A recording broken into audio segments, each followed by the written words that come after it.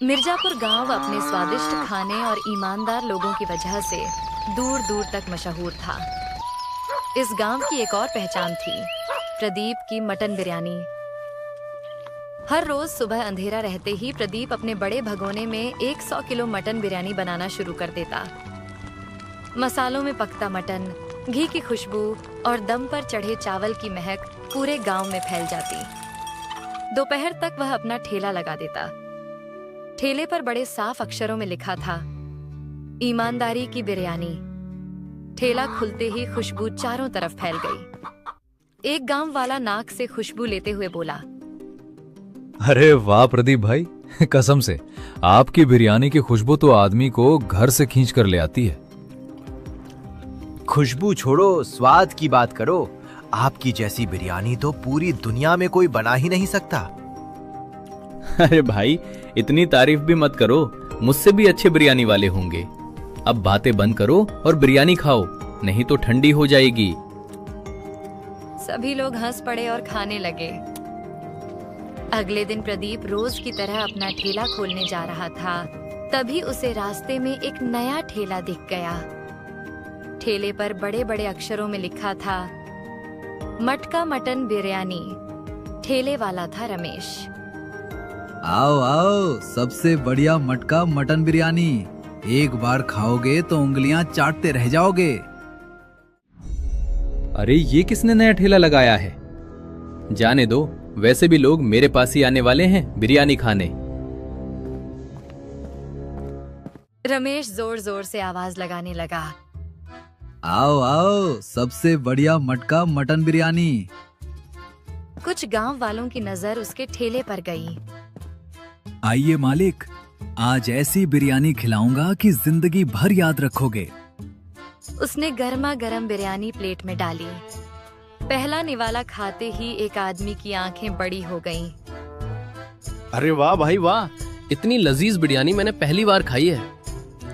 सच बोलूं, ये तो प्रदीप की बिरयानी से भी ज्यादा मजेदार लग रही है। यह सुनकर रमेश के चेहरे पर चालाक मुस्कान आ गई।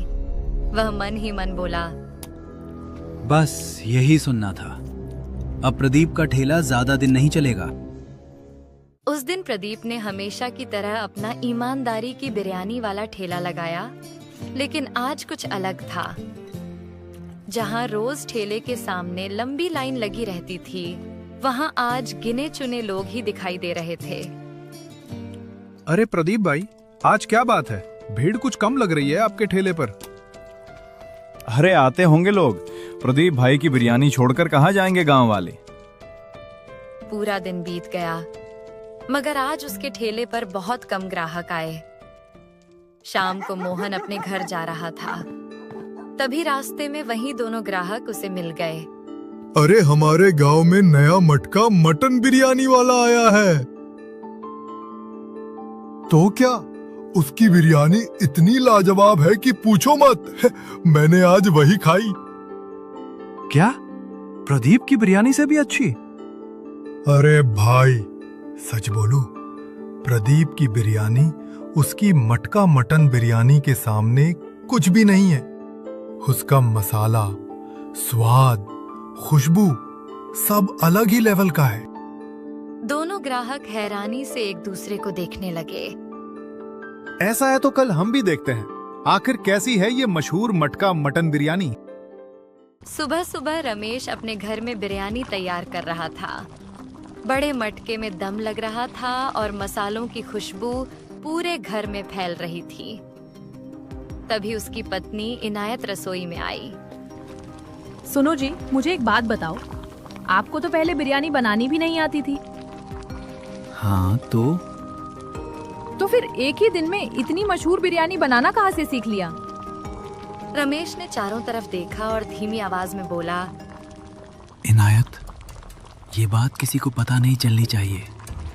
मैं तुम्हें मटका मटन बिरयानी का एक बड़ा राज बताता हूँ। रमेश बोलने ही वाला था कि तभी घर का दरवाजा जोर से बजा। अरे अभी कौन आ गया? तुम्हें बाद में सब बताऊंगा, पहले जाकर देखो बाहर कौन है। इनायत ने जाकर दरवाजा खोला।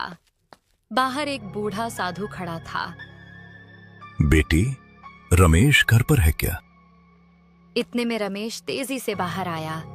बाबा को देखते ही उसके चेहरे का रंग बदल गया। बाबा जी, आप यहाँ कैसे? बेटी, तुम जरा अंदर जाओ। मुझे रमेश से कुछ जरूरी बात करनी है। इनायत चुपचाप अंदर चली गई। कुछ देर तक बाहर धीमी आवाज में बातें होती रहीं। थोड़ी देर बाद रमेश अंदर आया। इनायत ने तुरंत पूछा, क्या हुआ? वो बाबा किस लिए आए थे? इनायत, ये जो बाबा थे ना, इन्हीं की वजह से हमारी बिरयानी मशहूर हुई है। क्या मतलब? अभी नहीं, बाद में बताऊंगा। मुझे ठेला खोलने जाना है। इतना कहकर रमेश निकल गया। उधर प्रदीप भी अपना ईमानदारी की बिरयानी वाला ठेला खोल चुका था। समय बीतता गया, लेकिन आज भी उसके ठेले पर एक भी ग्राहक नहीं आया। उधर रमेश के ठेले पर भारी भीड़ लगी हुई थी। एक आदमी बिरयानी खाते हुए बोला, रमेश भाई, सच सच बताओ, ऐसा क्या डालते हो इसमें? इतनी स्वादिष्ट बिरयानी कैसे बनती है?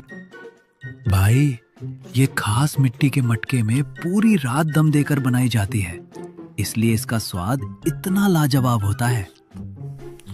सब लोग खुश होकर खाने लगे, लेकिन सच्चाई कुछ और ही थी। उधर घर में इनायत सफाई कर रही थी। तभी उसे कोने में रखी एक कांच की छोटी बोतल दिखाई दी। ये पुरानी बेकार बोतल यहाँ क्यों रखी है? उसे लगा उसमें साधारण पानी है। उसने बोतल का पानी बाहर फेंक दिया और उसमें घर का साधारण पानी भरकर वापस रख दिया।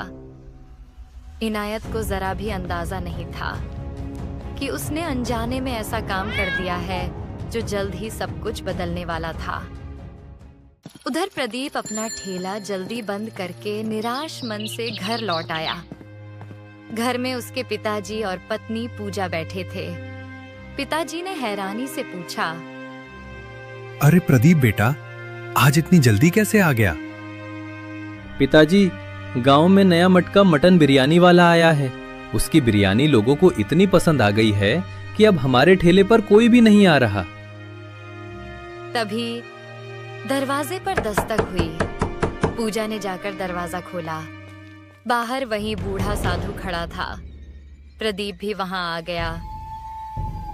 बेटा, मेरे पास ऐसी दवा है जिससे तुम्हारी बिरयानी गांव वालों को सबसे ज्यादा पसंद आएगी। यह सुनते ही प्रदीप पीछे हट गया। नहीं बाबा जी, मैं ईमानदारी की बिरयानी वाला हूँ। मुझे ऐसी किसी दवा की जरूरत नहीं। आप ये किसी और को दे दीजिए। ठीक है बेटा, जैसी तुम्हारी मर्जी। इतना कहकर बाबा वहां से चले गए।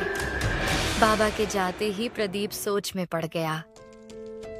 क्या हुआ जी? क्या सोच रहे हो? पूजा, मुझे लगता है जो नया मटका बिरयानी वाला है ना, शायद उसी ने बाबा की दवा इस्तेमाल की होगी। इसलिए लोग उसकी बिरयानी के दीवाने बन गए। हाँ, और अगर ऐसा है तो मुझे इसका सच पता लगाना पड़ेगा।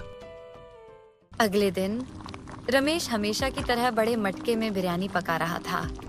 बिरयानी तैयार होते ही उसने वही कांच की बोतल उठाई और उसमें से थोड़ा पानी बिरयानी में डाल दिया।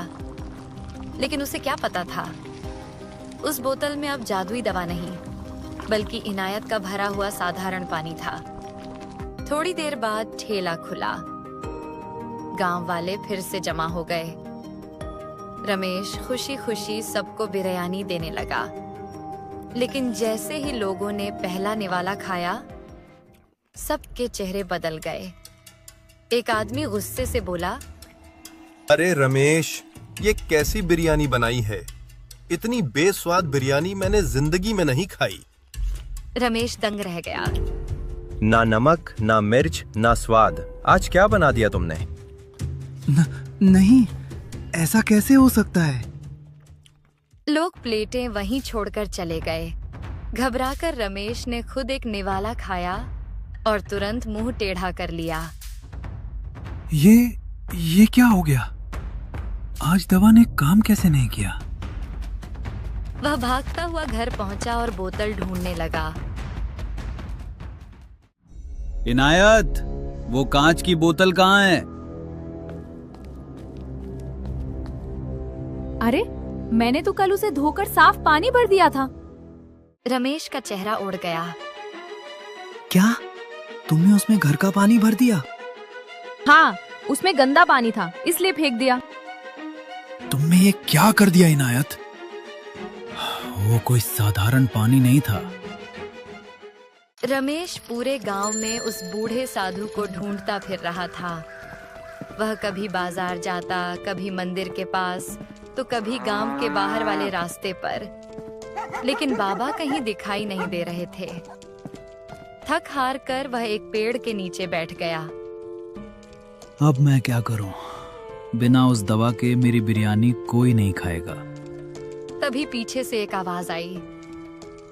क्या हुआ बेटा, इतने परेशान क्यों हो?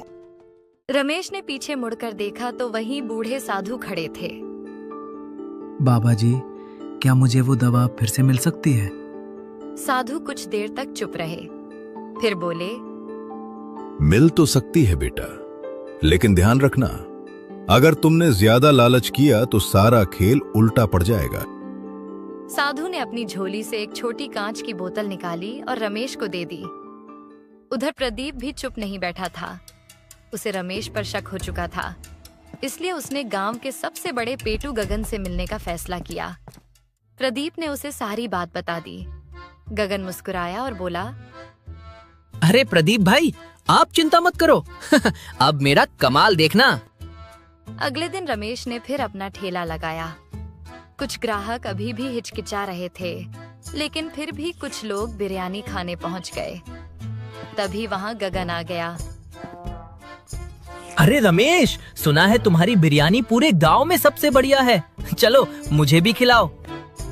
आइए आइए, अभी खिलाता हूँ। उसने एक प्लेट भरकर गगन को दी। गगन हंस पड़ा। एक प्लेट?